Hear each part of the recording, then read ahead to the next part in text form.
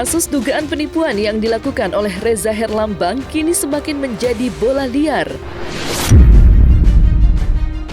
Usai Kiki Kanu muncul ke hadapan publik dan mengaku menjadi korban dugaan penipuan Reza Herlambang, kemunculan Astrid kini seakan menguak fakta yang sebenarnya.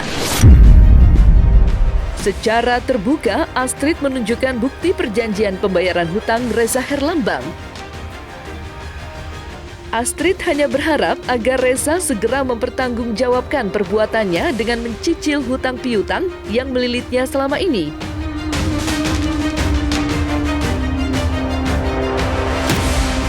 Ya, kalau jumlah yang memang saya ingat tertulis itu, yang saya ingat ya tuh terakhir yang dia cicil dibayarkan oleh Mas Kanu itu 35 juta, tapi sudah dibayarkan. Kalau yang sebelum-sebelumnya kan saya bilang, saya ya orangnya udahlah gitu loh, saya ingat, saya transfer saya nggak mengingatnya karena memang Reza itu tidak punya nomor rekening atas nama Reza Herlambang. Kala itu ya, mungkin kalau saya sudah punya gitu loh. Tidak punya, dia selalu memberikan nomor rekeningnya adiknya namanya Ovi dan dia bilang Reza emang nggak punya rekening. Ini waktu kejadian ini sebenarnya uang saya di tahun 2013, kemudian tahun 2017 saya ada kebutuhan, itu kan tertulis 2017 saya minta uang dibayarkan dan talent saya sih sebenarnya lebih marah dengan ini, talent saya malah sempat di online, ada berita online. Tapi Mas Kanu marah sampai bikin di story, mereka sampai berapa perang story, sayangnya juga diam aja. Nah, saya berpikir kenapa jadi si talent saya yang marah sama Mas Kanu berantem, padahal Rezanya sendiri tidak bertanggung jawab, bahkan dia tidak datang, tidak mau menandatangani. Ya, tapi Mas Kanu alhamdulillah bisa dipercaya, dia bertanggung jawab, dia membayarkan. Sudah selesai sih. Jujur saya sedih, boleh tanya Mas Rizna Mukti, siapa-siapa teman-teman saya bilang sedih loh, kok saya ingat Reza ya, saya sedih loh. Saya berharap sih tiba-tiba Reza tuh hubungi saya, Mbak kenapa begini, misal kayak gitu, ayo Za kita ngobrol yuk kita bicara gitu. Diantara ya Reza itu kan usianya masih jauh lebih muda daripada saya gitu loh, saya juga kan sebagai yang lebih tua pasti harusnya bisa bicaranya lebih eye to eye, heart to heart, jadi lebih dapat gitu loh. Saya berharap sih itu gitu, dan kan saya bilang kalau saya pribadi saya tidak mengingat lagi gitu loh, saya tidak mengingat lagi, apalagi jumlah terakhir 35 juta juga sudah dibayarkan Kanu gitu loh. Iya, saya nggak takut karena boleh dilihat aja semua statement saya gitu loh kan. Saya bilang kan bahwa saya tidak ada niat melaporkan Reza, saya juga sudah melupakan, bahkan saya sampai kalau ditanya berapa sih jumlah uang Mbak Astrid, ya saya hanya bicara yang tertulis, yang tidak saya tulis, tidak ada tertulis. Saya juga merasa ini salah saya gitu loh, saya terlalu mudah trust aja sama orang, ya udah itu saya anggap sudahlah gitu loh, itu sudah terjadi. Kan saya bilang kalau sama Reza saya cuma kecewa gitu loh, bukan masalah hutangnya, tapi lebih kecewa karena secara tidak langsung dia sudah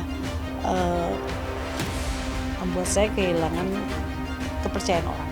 Itu mahal, tujuannya adalah untuk supaya tidak ada korban-korban lagi. Ya seperti itu, karena memang yang saya lihat dari beberapa tahun saya kenal Reza, memang Reza sangat mudah mendapatkan rezeki, sangat mudah mendapatkan kepercayaan dari orang yang baru dia kenal.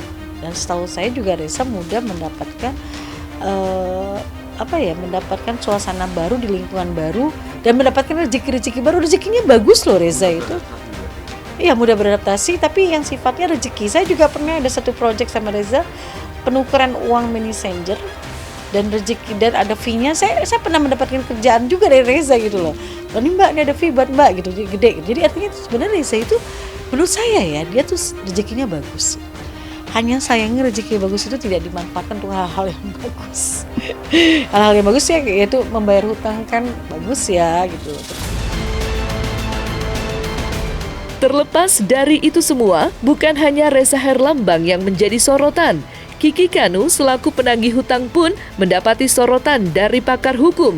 Karena cara penagihan hutang terbuka yang ia lakukan rupanya bisa saja terkena pasal Undang-Undang ITE jika mengandung unsur berita hoax. Seperti diketahui, Kiki Kanu muncul ke hadapan publik dan secara terang-terangan menagih hutang tersebut di hadapan awak media. Lantas, seperti apakah pandangan pakar hukum terkait tata cara penagihan hutang terbuka yang tepat? Benarkah Reza dapat mengambil langkah hukum jika merasa nama baiknya tercoreng? Perspektif hukumnya ada dua nih sebenarnya. Kenapa dia berani melakukan press con? terkait dengan hutang yang mungkin ada buktinya, mungkin tidak ada buktinya. Artinya dia yakin bahwa dia sudah memberikan hutang. Karena keyakinan tadi dan dia sudah melakukan upaya, tapi si penerima hutang tidak mau membayar mungkin. Akhirnya dilakukan reminder lewat media. Apakah sah saja sepanjang kalimatnya tidak merujuk nanti atau menuduh terkait dengan pencemaran nama baik? Oke, misalnya dia mengatakan saya ditipu. Kenapa tidak melakukan upaya somasi terlebih dahulu? Somasi bahwa dia sudah ditipu oleh penerima hutang. Mestinya bayar tahun kemarin, kenapa sampai tahun sekarang belum bayar? Misalnya ada hal-hal kayak gitu. Kemudian lakukanlah upaya berikutnya, laporan polisi dan gugatan wan prestasi. Laporan polisinya berarti pasal 378 KUHP. Jungtokan dengan undang-undang tindak pidana pencucian uang. Bisa. Kemudian gugat wan prestasi, langsung ke pengadilan, supaya sita jaminan rumah dari penerima hutang, mobil dan lain-lain, aset-aset yang dimiliki. Boleh saja, tapi kenapa harus preskon gitu kan?